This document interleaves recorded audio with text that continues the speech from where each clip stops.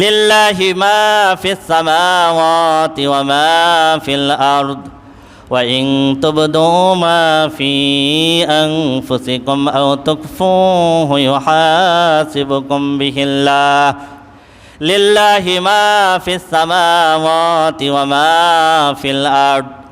আসমান এবং জমিনের ভিতরে যা কিছু আছে সব কিছুর মালিক আল্লাহ। সব কিছু কার? লিল্লাহি, সব আল্লাহর। সব কার? আল্লাহর। আপনার আমার বলে কিছু নাই। আমি বলি এটা আমার, ওটা আমার, সেটা আমার। আল্লাহ বলে তোমার কিছু না, সব আমি আল্লাহর, সব আমি আল্লাহ, সব আমি আল্লাহ। ওয়া ইন তুবদু মা ফি আনফুসিকুম আও তুখফুহু ইউহাসিবুকুম বিহিল্লাহ। যদি তোমরা তোমাদের অন্তরের কোনো কিছু প্রকাশ করো অথবা কোনো বিষয় যদি তোমাদের অন্তরে তোমরা গোপন রাখো, কোনো বিষয় যদি অন্তরে গোপন রাখো, অন্তরে যদি গোপনে তুমি কোনো খারাপ চিন্তাও করো, খারাপ নিয়াত করো, খাবার পরিকল্পনা করো, ইউহাসিবুকুম বিহিল্লাহ, আল্লাহ রব্বুল আলামিন আখিরাতে পরিপূর্ণ হিসাব নিবেন। হিসাব নিবেন তার মানে শুধু আমল না, আমল তো হিসাব নেবেন, অন্তরেরও কী হবে? হিসাব। ফায়াগফিরু লিমান ইয়াশা ওয়া ইউআযযিবু মান ইয়াশা। এরপর আল্লাহ রাব্বুল আলামিন আখিরাতে যাকে ইচ্ছা তাকে মাফ করে দেবেন। ওয়া ইউআযযিবু মান ইয়াশা, যাকে ইচ্ছা আল্লাহ তাকে শাস্তি দিবেন। একজন গুনাহগারকে আল্লাহ যদি মাফ করে দেন, আল্লাহ কেন মাফ করলেন এই প্রশ্ন করার কেউ থাকবে না। কেউ থাকবে? আবার অনেক ইবাদত করছে এমন কোনো ব্যক্তিকে যদি আল্লাহ জাহান্নামে দেন, এই ব্যক্তিকে জাহান্নামে কেন দেওয়া হলো এই প্রশ্ন করারও কেউ থাকবে না। সব কিছু কারাতে? আল্লাহর হাতে। আল্লাহ যাকে ইচ্ছা তাকে শাস্তি দিবেন, আল্লাহ যাকে ইচ্ছা তাকে মাফ করে দেবেন। আল্লাহু আলা কুল্লি শাইইন কাদির, আল্লাহ সকল বিষয়ের উপরে সর্বশক্তিমান। আমানার রাসূলু বিমা উনজিলা ইলাইহি মির রাব্বিহি ওয়াল মুমিনুন। সূরা বাকারার একেবারে শেষ পর্যায়ে এসে গেছি। সূরাতুল বাকারার এই শেষের দুইটা আয়াত, যে দুইটা আয়াত আমরা এখন তেলাওয়াত করব, এই দুইটা আয়াতের অনেক মর্যাদা, অনেক। আল্লাহর হাবিব যখন মিরাজের রজনীতে আল্লাহ আরশে আজিম পর্যন্ত গিয়েছিলেন, আল্লাহ রব্বুল আলামিন এই মিরাজের রজনীতে আল্লাহর রাসূলকে যেই উপহারগুলো দিয়েছিলেন তার ভিতরে সূরাতুল বাকারার শেষের দুই আয়াত, শেষের দুই আয়াত, তিনটে উপহার দিয়েছিলেন। কয়টা? এক নম্বর হলো নামাজ। এক নম্বর হলো কি? 2 নম্বর হলো আপনার কোনো বান্দা যদি আমি আল্লাহর সাথে শিরক না করে, কি না করে, যদি শিরক না করে আমি রব্বুল আলামিন তার বাকি গুনাহগুলো মাফ করে দেব। সুবহানাল্লাহ। আর 3 নম্বর উপহার দিয়েছিলেন সেটা হলো সূরাতুল বাকারার শেষের দুইটা আয়াত। শেষের দুইটা আল্লাহ রাসূল বলেছেন, কোনো ব্যক্তি রাতের বেলায় যদি সূরাতুল বাকারার শেষের দুইটা আয়াত তেলাওয়াত করে তাহলে এই দুইটা আয়াত তার সমস্ত সমস্যা সমাধানের জন্য যথেষ্ট হয়ে যাবে। সুবহানাল্লাহ।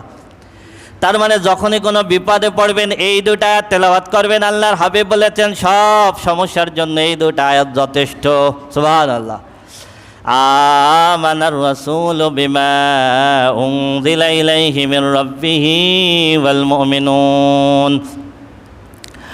রাসূল ঈমান এনেছেন সেইটার প্রতি যেটা রাসূলের প্রতি নাজিল করা হয়েছে। সেটা কোনটা? কোরআন। ওয়াল মুমিনুন, সেটার প্রতি ঈমানদাররা ঈমান এনেছেন। তার মানে আল্লাহ রাব্বুল আলামিন রাসূলের উপরে যেটা নাজিল করেছেন এই কোরআনের প্রতি রাসূল যেমন ঈমান এনেছেন, একই রকমভাবে ঈমানদাররা এটার প্রতি ঈমান এনেছেন। কুল্লুন আমানা বিল্লাহি ওয়া মালাইকাতিহি ওয়া কুতুবিহি ওয়া রুসুলিহি, সমস্ত রাসূলগণ, নবীগণ এবং ঈমানদারগণ প্রত্যেকেই ঈমান এনেছেন আল্লাহর প্রতি, ওয়া মালাইকাতিহি, আল্লাহর ফেরেশতাদের প্রতি, ওয়া কুতুবিহি, কিতাবের প্রতি, ওয়া রুসুলিহি, রাসূলদের প্রতি। লা নুফাররিকু বাইনা আহাদিম মির রাসূলি, সুতরাং ইমানদারদের বক্তব্য হলো আমরা কোনো রসুলের ভিতরে পার্থক্য সৃষ্টি করি না। ইহুদি নাসারারা কিছু নবী রসুলকে মানত, কিছু নবী রসুলকে মানত না, কিছু নবী রসুলকে স্বীকার করতো, অনেক নবী রসুলকে স্বীকার করতো না। এমনকি অনেক নবী রসুলকে মেনেছে, আবার অনেক নবী রসুলকে তারা হত্যাও করেছে। কিন্তু আমরা ইমানদাররা সব নবী এবং রসুল আল্লাহ প্রেরিত এটা বিশ্বাস করি, ঠিক না? এই বিশ্বাসের ক্ষেত্রে আমরা কাউকে পার্থক্য করি না। ওয়াকালু সামি'না ওয়া আতা'না, আর ইমানদাররা বলে সামি'না, আমরা শুনলাম, ওয়া আতা'না, এবং আমরা মেনে নিলাম। সুবহানাল্লাহ। কোরআনের আয়াত যখন ইমানদাররা শোনে তখন তারা বলে সামি'না, শুনলাম, ওয়া আতা'না, এবং মেনে নিলাম। আমার যুক্তিতে খাটুক আর না খাটুক, এই যুগের সাথে মিলুক আর না মিলুক, বিজ্ঞানের সাথে খাটুক আর না খাটুক, শুনলাম আর মেনে নিলাম। এটা হলো ইমানদারদের কথা, শুনলাম আর মেনে নিলাম। কোনো যুক্তি তর্ক চলবে না, যুক্তিতে খাটলেও মানতে হবে, না খাটলেও মানতে হবে। গফরানাকা রব্বানা ওয়া ইলাইকাল মাসির, হে আমাদের রব, আমাদেরকে ক্ষমা করে দাও, আমরা সকলেই তোমার নিকটে প্রত্যাবর্তন করব। লা ইউকাল্লিফুল্লাহু নাফসান ইল্লা ওয়াসাহা, লাহা মা কাসাবাত ওয়া আলাইহা মাকতাসাবাত। আগের আয়াতে আল্লাহ রাব্বুল আলামিন যখন বললেন তোমাদের অন্তরের সব কিছুর ব্যাপারে কড়াই গণ্ডাই হিসাব নেওয়া হবে, সাহাবীরা ভয় পেয়ে গেলেন, কান্নাকাটি শুরু করে দিলেন। অন্তরের অনেক বিষয় আছে যেটা আমাদের নিয়ন্ত্রণে নাই, আমাদের অনিচ্ছাকৃত সত্ত্বেও অনেক সময় অন্তরে খারাপ চিন্তা হতে পারে। এইটার বিচারের জন্য সাহাবীরা সবাই ভয় পেয়ে গেলেন।